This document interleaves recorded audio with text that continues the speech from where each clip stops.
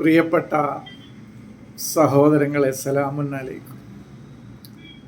നമ്മളിപ്പോൾ അവസാനമായിട്ട് എടുത്ത ക്ലാസ് വിമർശനങ്ങളോട് അസഹിഷ്ണുതയോ എന്ന തലക്കെട്ടോടു കൂടിയാണ്. അത് യഥാർത്ഥ ക്ലാസ് പോസ്റ്റ് ചെയ്യുന്നതിന് മുമ്പ് തെറ്റിപ്പോയി. അത് ശരിയായ ക്ലാസിൻ്റെ മുകളിലല്ല ആ തമ്പനയിൽ കൊടുത്തത്, അതല്ല നമ്മൾ പബ്ലിഷ് ചെയ്തത്. അങ്ങനെ തെറ്റായിട്ട് പബ്ലിഷ് ചെയ്തതിൻ്റെ ഉടനെ തന്നെ ഒരു സഹോദരൻ അതിനോട് പ്രതികരിച്ചത്, ഞാൻ മാഷോട് ഖുർആനിൻ്റെ രചനയും അതിൻ്റെ നമ്മളിലേക്ക് എങ്ങനെ എത്തിപ്പെട്ടു എന്നതിനെക്കുറിച്ചൊക്കെ ചോദിച്ചപ്പോൾ അതിന് മറുപടി പറയാൻ മാഷ് തയ്യാറായില്ല, അതൊരു അസഹിഷ്ണുതയായിട്ടാണ് കാണാൻ കഴിയുന്നത് എന്ന് സൂചിപ്പിക്കുകയുണ്ടായി. ഞാൻ പറഞ്ഞല്ലോ, അത് അദ്ദേഹത്തിൻ്റെ സ്വാതന്ത്ര്യമാണ്. ഓരോ മനുഷ്യരും സ്വതന്ത്രരാണ്. ഒരാളുടെ കഴിവല്ല മറ്റൊരാൾക്കുള്ളത്.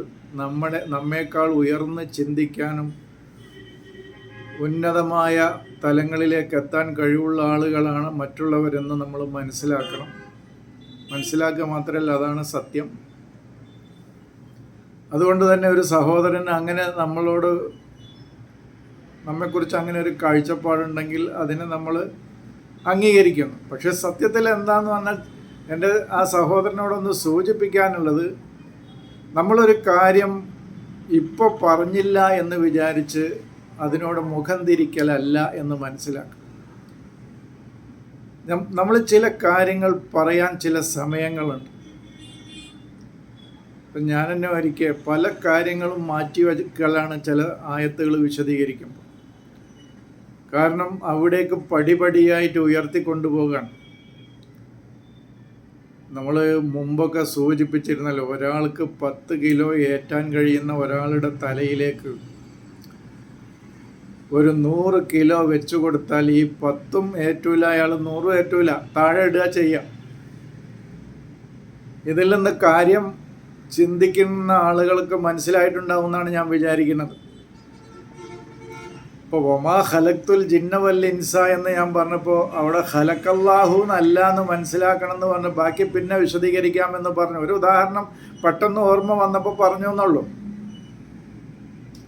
അപ്പോൾ അതിനുശേഷം ആ ക്ലാസ് കുറച്ച് ദിവസങ്ങളായി മുമ്പാണ് ഇട്ടത്. പക്ഷേ 2 ദിവസം മുമ്പാണെന്നാണ് എൻ്റെ ഓർമ്മ, അതൊന്നല്ലേന്ന് അറിയില്ല.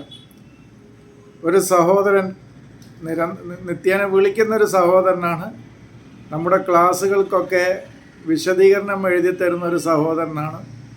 കാര്യങ്ങളെ വിശാലമായ അർത്ഥത്തിൽ കാണാൻ കഴിയുന്ന എൻ്റെ ഒരു കുട്ടിയാണ്.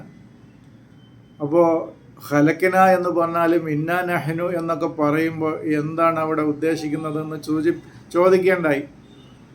അപ്പോൾ അത് ഉൾക്കൊള്ളാൻ കഴിയുന്ന തലത്തിലേക്ക് ഉയർന്ന ഒരു സഹോദരനാണ് എന്ന് മനസ്സിലാക്കിയപ്പോൾ ഞാൻ അതിൻ്റെ കുറച്ച് കാര്യങ്ങൾ വിശദീകരിച്ചു കൊടുത്തു. അപ്പോൾ ഇന്നാ നഹ്നു, നാമാണ് നസ്സൽന ഇറക്കിയത്, നാമാണ് ഖലഖന സൃഷ്ടിച്ചത് എന്നൊക്കെ പറയുമ്പോൾ എന്താണ് അതിൻ്റെ പൊരുൾ എന്ന് ചോദിക്കേണ്ടേ. അപ്പോൾ നമ്മൾ എല്ലാ കാര്യങ്ങളും തുടക്കത്തിൽ തന്നെ പറയണം എന്ന് നമ്മൾ ശഠിക്കരുത്, വാശി പിടിക്കരുത് എന്നാണ് എൻ്റെ ആ സഹോദരനോട് വിനീതമായിട്ട് അഭ്യർത്ഥിക്കാനുള്ളത്. താങ്കൾക്ക് ഏത് നിലപാട് വേണമെങ്കിലും സ്വീകരിക്കുക, അതൊന്നും എൻ്റെ വിഷയമല്ല എന്ന് ഞാൻ പറഞ്ഞല്ലോ. കാരണം ഞാൻ ആ കഴിഞ്ഞ ക്ലാസ്സിൽ പറഞ്ഞിട്ടുണ്ട്, ഞാൻ എൻ്റെ ഗുരുനാഥന്മാരെ വരെ തള്ളുക എന്ന് പറഞ്ഞാൽ അത്രയും ആദരിക്കുകയും ബഹുമാനിക്കുകയും റെസ്പെക്റ്റ് ചെയ്യുകയും ചെയ്യുന്ന, അവർക്ക് വേണ്ടി എന്ത് വേണമെങ്കിലും ചെയ്തു കൊടുക്കാൻ തയ്യാറാണ്. എനിക്ക് അത്രമാത്രം അവരോടുള്ള ബഹുമാനമാണ്. അവർ പറഞ്ഞ പല അഭിപ്രായങ്ങളിൽ നിന്നും ഞാൻ മാറി എന്ന് പറയുന്നത് എനിക്കത് ബോധ്യപ്പെട്ടതുകൊണ്ടാണ്. അത് ശരിയല്ല എന്ന് ബോധ്യപ്പെടുകയും ഇപ്പോൾ നമുക്ക് മനസ്സിലായതാണ് സത്യമെന്ന് ബോധ്യപ്പെടുകയും ചെയ്തതുകൊണ്ടാണ്. അത് ആമുഖമായിട്ട് ഇത്രയും കാര്യം കഴിഞ്ഞ ക്ലാസ്സിനെ കുറിച്ചൊന്ന് സൂചിപ്പിച്ചു എന്ന് മാത്രം. കാരണം എന്താണെന്ന് പറഞ്ഞാൽ, നീ മറ്റുള്ളവരുടെ തെജരിബത്തിൽ ജീവിക്കരുത് എന്നൊരു തത്വം ഞാൻ അറബിയിൽ വായിച്ചിട്ടുണ്ട്, ഖുർആനല്ല. നീ നിൻ്റെ തെജരിബത്ത് എന്ന് പറഞ്ഞാൽ അറബിയാണ്, എക്സ്പീരിയൻസ്. നീ നിൻ്റെ അനുഭവങ്ങളിൽ ആണ് ജീവിക്കേണ്ടത്, മറ്റുള്ളവരുടെ അനുഭവങ്ങളും അവരുടെ അറിവിലുമല്ല നീ ജീവിക്കേണ്ടത് എന്ന് ഒരു പിന്നെ അറബി വലിയൊരു തത്വസംഹിത വിശദീകരിക്കുന്ന ഒരു പുസ്തകമുണ്ട്. അതിൽ വിശദീകരിച്ച ഒരു കാര്യമാണത്. ഇപ്പോൾ കഴിഞ്ഞ ക്ലാസ്സിൽ തന്നെ ഞാൻ പലരും അത് പറയുന്നു വിചാരിച്ചു. അൽ ഖുർആനുൻ സാമിത്താണ്, അൽ കൗനു ഖുർആനുൻ നാത്തിക്കാണ് എന്ന് പറഞ്ഞപ്പോൾ ഒന്നോ രണ്ടോ ആൾ പ്രതികരിച്ചു എന്നാണ് എനിക്ക് തോന്നുന്നത്. കാരണം ഒരു പുസ്തകം എന്ന് പറയുന്നത്, അതിപ്പോൾ നമ്മുടെ മുമ്പിലുള്ള ഈ മുസ്ഹഫ് ആണെങ്കിലും മറ്റേത് പുസ്തകമാണെങ്കിലും അത് വല്ലാതൊന്നും സംസാരിക്കാത്ത ഖുർആനാണ്. നേരെ മറിച്ച് ഈ പ്രപഞ്ചമാണ് സംസാരിക്കുന്ന ഖുർആൻ എന്ന് പറഞ്ഞാൽ വിശാലമായൊരു തത്വസംഹിത, ഞാൻ പറഞ്ഞല്ലോ, വിശദീകരിക്കുന്ന ആ ഇതിൽ പറഞ്ഞ കാര്യമാണത്. അത് മനസ്സിലാകുന്ന ആളുകൾക്ക് അതിൻ്റെ തത്വം, ആ ആശയം എത്രമാത്രം ഉന്നതമായ ഒരു തത്വസംഹിതയാണ് അവിടെ പറയുന്നത് എന്ന് ബോധ്യപ്പെടും. അപ്പോൾ ഇന്നത്തെ വിഷയം അതല്ല. ഇന്നത്തെ വിഷയം ചെറുതാണ്. ഞാനൊരു 5 മിനിറ്റ് 6 മിനിറ്റ് അതിനെക്കുറിച്ച് പറയുള്ളൂ. ഇപ്പോൾ 5-6 മിനിറ്റ് ആമുഖമായി പോയി. അള്ളാഹു അതിക്രമം കാണിക്കുന്നു എന്നുള്ളത് പലരും ഒരാക്ഷേപമായിട്ട് ഉന്നയിക്കുന്ന ഒരു കാര്യമാണ്. അതിനെക്കുറിച്ച് വിശാലമായി പറയേണ്ടതുണ്ട്. അതാത് വചനങ്ങൾ അള്ളാഹുവിൻ്റെ ളുൽമിനെക്കുറിച്ച്, അക്രമത്തെക്കുറിച്ച് വിശദീകരിക്കുന്ന വചനങ്ങൾ വിശദീകരിക്കുമ്പോൾ ഞാനത് സവിസ്തരം വിശദീകരിക്കും. ഇപ്പോൾ ഒരു സൂചന മാത്രമേ അതിനെക്കുറിച്ച് നൽകുന്നുള്ളൂ. അപ്പോൾ നമ്മൾ സത്യത്തിൽ മറ്റുള്ളവരെ ഉപദ്രവിക്കുമ്പോൾ ഒമാ കാനല്ലാഹു ലി യദ്ലിമഹും വലാകിൻ കാനു അൻഫുസഹും യദ്ലിമൂൻ എന്നാണ് ഖുർആൻ പറയുന്നത്. മുസ്ഹഫിൽ അങ്ങനെ പറയുന്നത്. അള്ളാഹു അല്ല അവരോട് ളുൽമ് കാണിക്കുന്നത്, അവരുടെ നഫ്സിനോട് തന്നെയാണ് ളുൽമ്, അക്രമം കാണിക്കുന്നത് എന്നാണ് ആ വചനത്തിൻ്റെ അർത്ഥം. എന്താണ് അതിൻ്റെ പൊരുൾ, എന്താണ് അതിൻ്റെ ആശയം എന്ന് നമുക്കൊന്ന് മനസ്സിലാക്കേണ്ടതുണ്ട്. ഞാൻ ആ വചനത്തെക്കുറിച്ച് ഒരുപാട് ചിന്തിച്ചു. ആദ്യം നമ്മൾ മനസ്സിലാക്കേണ്ടത്, നിത്യേന ഓരോ സമയത്തും ഇരുന്ന് ഓരോരോ കാര്യങ്ങൾ ചെയ്യുന്ന, ഒരു കസേരയിൽ ഒരു 7-ാം ആകാശത്ത് സിംഹാസനത്തിൽ ഇരുന്ന് പ്രവർത്തിച്ചു കൊണ്ടിരിക്കുന്ന, ഇപ്പോഴും നമ്മളെ നോക്കിക്കൊണ്ട് ഇങ്ങനെ ഇരിക്കുകയാണ്. നമ്മൾ എന്താ ചെയ്യണത്, നമ്മൾ ബാത്റൂമിൽ എന്താണ് ചെയ്യണത്, നമ്മുടെ കുപ്പായം അല്ലെങ്കിൽ തുണി അല്പം താന്നിട്ടുണ്ടോ താന്നിട്ടില്ലേ, ഞെരിയാണിയുടെ താഴെ വീണിട്ടില്ലേ എന്നൊക്കെ വീക്ഷിച്ചു കൊണ്ടിരിക്കുകയും അതിന് ശിക്ഷാരക്ഷകൾ ഒക്കെ നടപ്പിലാക്കിക്കൊണ്ടിരിക്കുകയും ചെയ്യുന്ന ഒരു അള്ളാഹുവിനെ സങ്കല്പിക്കുന്ന ആളുകളെക്കൂടെ എനിക്കൊന്നും പറയാനില്ല. നേരെ മറിച്ച് നമ്മുടെ ഉള്ളിലും ഈ പ്രപഞ്ചത്തിലും ഉള്ള, പിന്നെ നമ്മൾ എവിടെയാണെങ്കിലും നമ്മുടെ കൂടെയുള്ള ഒരു അള്ളാഹുവിനെ കുറിച്ചാണ് നമുക്ക് സംസാരിക്കാനുള്ളത്. അത് ഈ പ്രപഞ്ചത്തിന് കൃത്യമായൊരു നിയമവ്യവസ്ഥയുണ്ട്. അതെന്ന് നമ്മൾ മനസ്സിലാക്കിയ ആ തലത്തിൽ നിൽക്കുന്ന ആളുകളോടാണ് എനിക്ക് പറയാനുള്ളത്. നമ്മൾ മറ്റുള്ളവരെ ചീത്ത പറയുമ്പോൾ, മറ്റുള്ളവരെ ഉപദ്രവിക്കുമ്പോൾ, മറ്റുള്ളവരെ കുറിച്ച് ആക്ഷേപങ്ങൾ ഉന്നയിക്കുമ്പോൾ, മറ്റുള്ളവരുടെ കുറ്റങ്ങളും കുറവുകളും കണ്ടെത്തി അതിനെക്കുറിച്ച് ചിന്തിച്ചു കൊണ്ടിരിക്കുമ്പോൾ സത്യത്തിൽ നമ്മൾ തുഅദീഹ, അവരെ നമ്മൾ ഉപദ്രവിക്കുമ്പോൾ സത്യത്തിൽ തുഅദി നഫ്സക, നീ നിന്റെ നഫ്സിനെയാണ് ഉപദ്രവിക്കുന്നത്. തുളിലിമു നഫ്സക, നീ നിന്റെ നഫ്സിനെയാണ് ഇരുട്ടിലേക്കും അക്രമത്തിലേക്കും കൊണ്ടുപോകുന്നത്. ചിന്തിച്ചാൽ മതി. അത് സത്യത്തിൽ ഇപ്പോൾ വിദൂര സ്ഥലങ്ങളിൽ എവിടെയെങ്കിലും ഇരിക്കുന്ന ഒരു വ്യക്തിയെക്കുറിച്ച് നമ്മൾ കുറ്റങ്ങൾ പറയുമ്പോൾ, ആക്ഷേപങ്ങൾ പറയുമ്പോൾ, അന്യായങ്ങൾ പറയുമ്പോൾ, അതിനെ വിമർശിക്കുമ്പോൾ, അല്ലെങ്കിൽ നൂറ്റാണ്ടുകൾക്ക് മുമ്പ് മരിച്ചുപോയൊരു വ്യക്തിയെക്കുറിച്ച് നമ്മൾ ആക്ഷേപങ്ങൾ,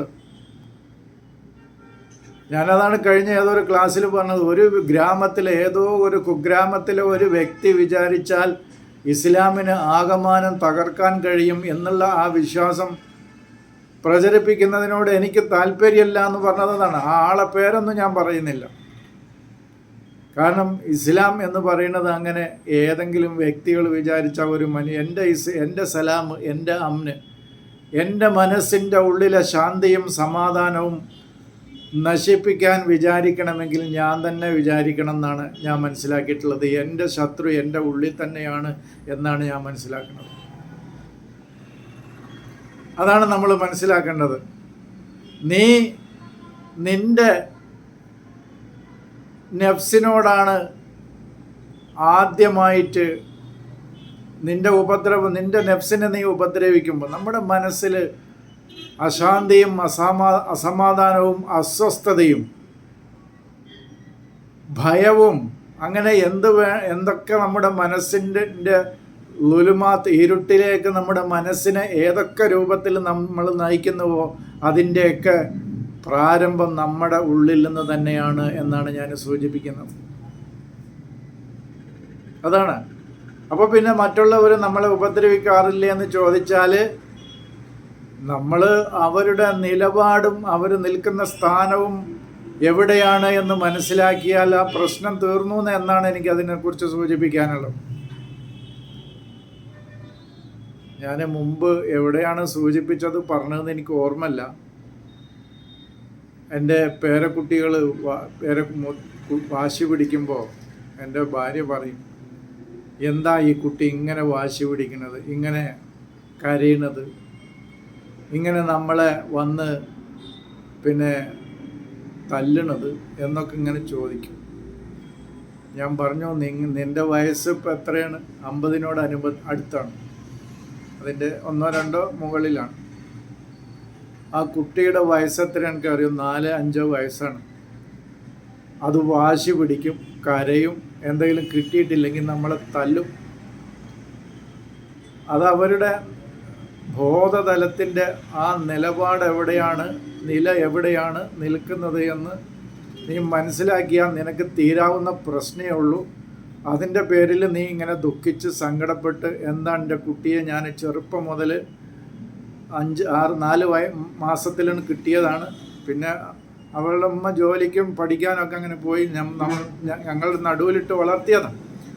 അപ്പോൾ വാശി പിടിക്കുമ്പോൾ എന്തെങ്കിലും കിട്ടാത്തതിൻ്റെ പേരിൽ എന്തെങ്കിലും കാണിക്കുമ്പോൾ നമുക്ക് തോന്നുന്നത് നമ്മളുടെ ആ തലത്തിൽ ആ കുട്ടി പ്രവർത്തിക്കണം എന്നാണ്. അത് നടക്കൂല. ഞാൻ സൂചിപ്പിച്ചതിൻ്റെ പൊരുൾ എൻ്റെ സഹോദരങ്ങൾക്ക് മനസ്സിലായിട്ടുണ്ടാവും. അപ്പോൾ നമ്മൾ മറ്റുള്ളവരെ ആക്ഷേപിക്കുകയും കുറ്റങ്ങൾ പറയുകയും അവരുടെ കുറവുകൾ കണ്ടെത്താൻ വേണ്ടി ശ്രമിക്കുകയും ചെയ്തുകൊണ്ടിരിക്കുമ്പോൾ സത്യത്തിൽ നമ്മുടെ നഫ്സിനോടുള്ള ഉപദ്രവവും നമ്മുടെ നഫ്സിനോടുള്ള അക്രമവും തുടങ്ങുന്നത് നമ്മുടെ നഫ്സിൽ നിന്ന് തന്നെയാണ് എന്നാണ് എനിക്ക് സൂചിപ്പിക്കാനുള്ളത്. അതാണ് വലാക്കിൻ ഒമാ ലലംനാഹും വലാക്കിൻ കാനു അംഫുസഹും യദ്ലിമൂൻ എന്നൊരു വചനം ഖുർആനിലുണ്ട്. നാം അല്ല അവരെ അക്രമം കാണിച്ചത്, മറിച്ച് അവരുടെ നഫ്സ് വലാക്കിൻ കാനു അംഫുസഹും യദ്ലിമൂൻ അവരുടെ നഫ്സിനോട് തന്നെയാണ് അതിക്രമം കാണിക്കുന്നത് എന്ന് മുസ്ഹഫിൽ പറയുന്നു.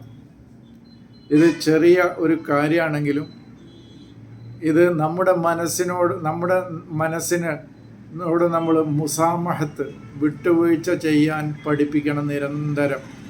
അത് ബിദൂനി ഷുറൂത്തിൻ എന്നാണ് ഒരു മഹാൻ പറഞ്ഞത്. ഒരു നിബന്ധനകളുമില്ലാതെ തന്നെ ഷർത്ത് വെക്കരുത്, ഇന്നതിനെ ഞാൻ എൻ്റെ മനസ്സ് അവർക്ക് വിട്ടുവീഴ്ച കൊടുക്കുള്ളൂ എന്ന് ഒരു ഷർത്തും വെക്കാതെ തന്നെ നമ്മുടെ നഫ്സിനോട് മുസാമഹത്ത് നടത്താൻ, വിട്ടുവീഴ്ച മനോഭാവത്തോടുകൂടി പ്രവർത്തിക്കാൻ നമ്മുടെ മനസ്സിനെ പരിശീലിപ്പിച്ചാൽ തജിദു സലാം വൽ അംന ഫീ നഫ്സിക എന്നാണ് അതിനെക്കുറിച്ച് പറയാനുള്ളത്. നിനക്ക് നിൻ്റെ മനസ്സിൽ ശാന്തിയും സമാധാനവും കണ്ടെത്താൻ കഴിയും. അല്ലാത്തിടത്തോളം കാലം നീ കോപിഷ്ഠനായിരിക്കും, അസ്വസ്ഥനായിരിക്കും, ഭയമുള്ളവനായിരിക്കും. കാരണം കഴിഞ്ഞതിനെക്കുറിച്ചും വരാനിരിക്കുന്നതിനെക്കുറിച്ചും നീ നഷ്ടപ്പെട്ടതിനെക്കുറിച്ച് ഓർത്തുള്ള ഹുസ്ന് ദുഃഖത്തിലും വരാനിരിക്കുന്നതിനെക്കുറിച്ചുള്ള ഭീതിയിലും ഭയത്തിലുമായിരിക്കും. അപ്പോൾ ഇത് ആരാണിത് ഉണ്ടാക്കണമെന്ന് ചോദിച്ചാൽ അത് മറ്റുള്ളവരുടെ പേരിൽ പഴിചാരി രക്ഷപ്പെടുകയല്ല വേണ്ടത്. നമ്മുടെ നഫ്സിലെ സലാമും അമ്നും നമ്മൾ കണ്ടെത്തുകയാണ് വേണ്ടത് എന്ന് മാത്രം സൂചിപ്പിച്ചുകൊണ്ട് ഞാൻ ഇനി ഇതിൻ്റെ വിശദ വിവരങ്ങൾ പിന്നെയാണ് വരിക കേട്ടോ. കാരണം പിന്നെ അള്ളാഹു ഒരു ഗ്രാമത്തെ വെറുതെ നശിപ്പിക്കുന്നു. അത് അള്ളാഹുവിനെ കുറിച്ച് ആദ്യം ഒന്ന് ബോധ്യപ്പെടുക. അവിടെ ഇരുന്നിട്ട് ഓരോ സെക്കൻഡിലും ഇന്ന പിന്നെ രാജ്യത്ത് അല്ലെങ്കിൽ ഇന്ന ഗ്രാമത്തിൽ അല്ലെങ്കിൽ ഇന്ന മലയിൽ അല്ലെങ്കിൽ ഇന്ന നാട്ടിൽ ഭൂമി കുലുക്കം ഉണ്ടാക്കണം, അവിടെ പ്രളയം ഉണ്ടാക്കണം, അവരെ ഒന്ന് നശിപ്പിക്കണം, അവർക്കൊരു പരീക്ഷണം കൊടുക്കണം എന്നൊക്കെ പറഞ്ഞ് ഇരുന്ന് അതിനനുസരിച്ച് പ്രവർത്തിച്ചു കൊണ്ടിരിക്കുന്ന, എന്നാൽ നിരപരാധികളായ പാവങ്ങൾ നിരന്തരം കൊല്ലപ്പെടുമ്പോൾ അതിനോട് പിന്നെ നിസ്സംഗനായി നിൽക്കുന്ന ഒരു അള്ളാഹു അവിടെ പ്രതികരണമായിട്ട് വരുന്നുമില്ല. അപ്പോൾ ഇത് സത്യത്തിൽ അങ്ങനത്തെ ഒരു അള്ളാഹുവിനെ നമ്മൾ മനസ്സിലാക്കുമ്പോൾ ആ അള്ളാഹു ലാലിമാണ് എന്ന് പറയാനേ നമുക്ക് കഴിയുള്ളൂ. നമ്മൾ ആ അള്ളാഹുവിനെ കുറിച്ചൊന്ന് ആദ്യം ഉറപ്പിക്കണം അതിന് ശേഷമാണ് അത്തരം വചനങ്ങൾ നമുക്ക് പറയാൻ കഴിയുള്ളൂ. ഒക്കമ്മിൻ അഹിലക്കിനാമിൻ കറിയത്തിന് എത്രയെത്ര ഗ്രാമങ്ങൾ ഞാൻ നശിപ്പിച്ചു എന്നൊക്കെ പറയുമ്പോൾ അതിൻ്റെ പൊരുൾ നമുക്ക് പിന്നീട് വിശദീകരിക്കുന്നതാണ് എന്ന് മാത്രം പറഞ്ഞുകൊണ്ട് ഞാൻ ഈ ക്ലാസ് ഇവിടെ അവസാനിപ്പിക്കുന്നു. ശാന്തമായ സമാധാനപൂർണമായ ഒരു മനസ്സ്, ആ മനസ്സിൻ്റെ ഉടമയ്ക്ക് ശാരീരികമായ ശക്തിയും ആരോഗ്യവും പൂർണ്ണമായിട്ട് നേടിയെടുക്കാൻ കഴിയുള്ളൂ എന്നാണ് എനിക്ക് സൂചിപ്പിക്കാനുള്ളത്. ഇത്രയും പറഞ്ഞുകൊണ്ട് ഞാൻ അവസാനിപ്പിക്കുന്നു. സലാം.